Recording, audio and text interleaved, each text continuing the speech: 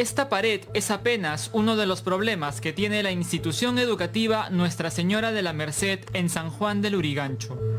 Todo está rajado. El colegio está ubicado en la falda de un cerro que en los últimos 2 años se llenó de casas al borde del abismo.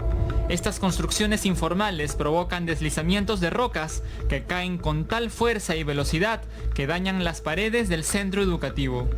Los propios pobladores que viven ahí pueden accidentarse, pueden caerse, y también la propia instalación de las viviendas puede hacer daño porque van a seguir cayendo las rocas y, como hemos visto, caen las rocas al interior. Junto a un pabellón declarado inhabitable, llaman la atención 16 módulos que deberían ser temporales, pero que no están contemplados en ningún plan de renovación. Director, y vemos que acá, encima de que es una aula prefabricada, está carente de mobiliario. ¿Usted ha hecho el requerimiento para que le lleguen ya las carpetas? Sí, hemos solicitado a PRONIE ya el año pasado incluso, pero todavía no hemos tenido una respuesta positiva, ¿no? Eso tiene que venir aparte. Estas aulas modulares se instalaron como solución momentánea a los locales en riesgo.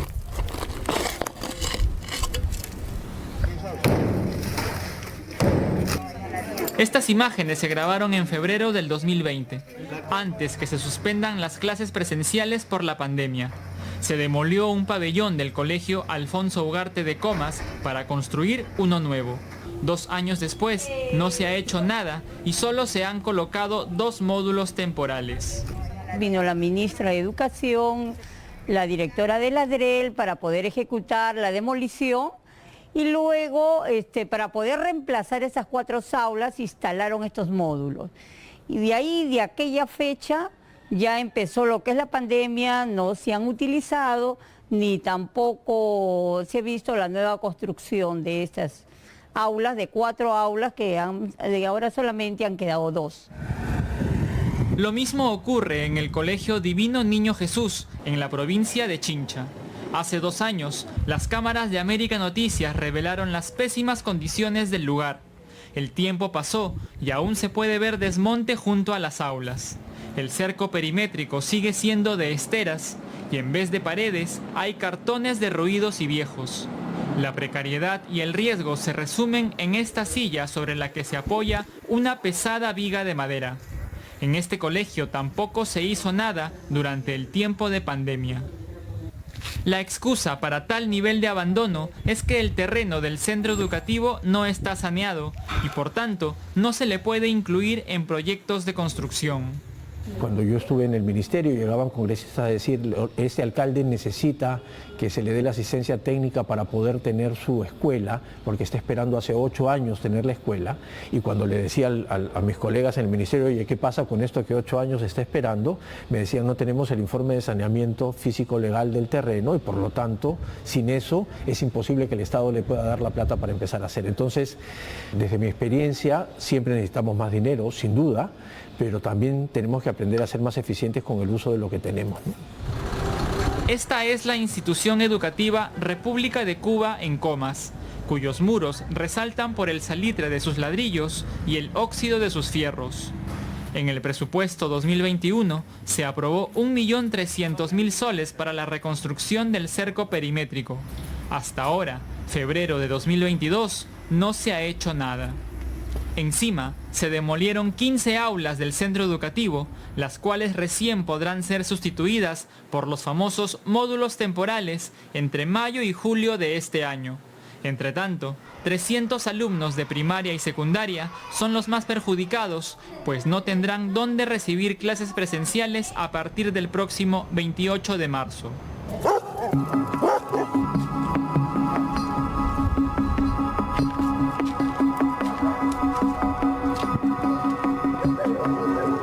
Pero así como hay plata que no se gasta, hay otra que se gasta, pero a cuentagotas. Ya, esta es una batería de servicios higiénicos. No hay el lavador de manos. Los inodoros, mira, los inodoros, ¿dónde van a estar? No están ubicados los inodoros. ¿Ve? Los trabajos de remodelación del Colegio César Abraham Vallejo Mendoza, con financiamiento de la Autoridad para la Reconstrucción con Cambios, comenzaron en septiembre de 2020. Año y medio después, el plantel educativo es un examen inconcluso. Son 15 secciones que van a tener que trabajar, pero no tenemos ninguna operativa. Aulas vacías y material educativo empolvado es lo que más abunda en este armatoste de cemento. 500 alumnos matriculados en este centro educativo para el presente año no podrán volver a clases presenciales en estas condiciones. Incluso el hijo del director del plantel formará parte de esta legión de alumnos sin pupitres. Lamentablemente va a tener que quedarse en casa, lamentablemente va a seguir la educación virtual, que muchos de nuestros estudiantes no pueden hacerlo. Y esa es la gran tristeza que nos da, ¿no? La impotencia, ¿no? Muchos padres de familia del asentamiento humano Consuelo de Velasco comparten esta misma indignación. Él está en 4º grado, pero pasa ya a 5º grado este año, ¿no? Y nos preocupa que la problemática del colegio, ya 2 años y no se puede terminar la obra.